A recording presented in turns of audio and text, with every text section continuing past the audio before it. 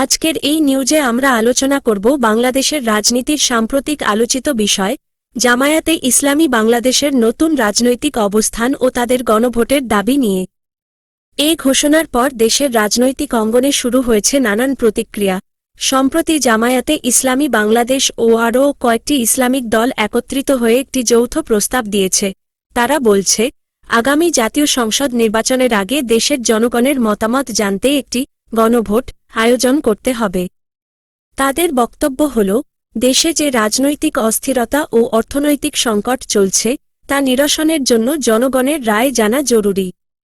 তারা চায়, জনমতের ভিত্তিতেই পরবর্তী রাজনৈতিক রূপরেখা নির্ধারণ করা হোক। জামায়াত নেতাদের মতে, গণভোটই হচ্ছে দেশের ভবিষ্যৎ দিকনির্দেশনা নির্ধারণের সবচেয়ে গণতান্ত্রিক পদ্ধতি।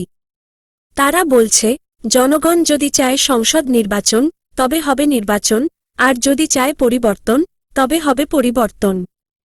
এই দাবিকে ঘিরে ইতিমধ্যেই রাজনীতির মাঠে নতুন এক বিতর্ক শুরু হয়েছে।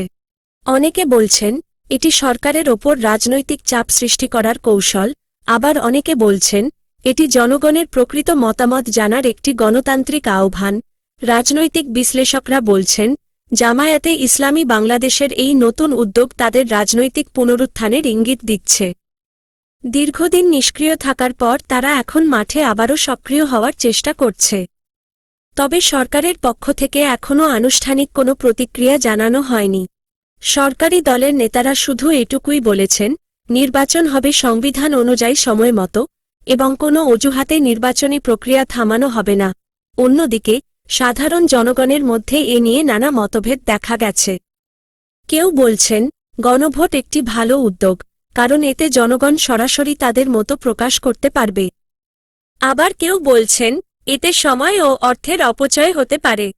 সোশ্যাল মিডিয়াতেও বিষয়টি নিয়ে চলছে ব্যাপক আলোচনা। গণভোট এবং জামায়াত-ই-ইসলামী বাংলাদেশ হ্যাশট্যাগে হাজারো পোস্ট ও ভিডিও ভাইরাল হচ্ছে। সব মিলিয়ে বলা যায়, জামায়াতে ইসলামী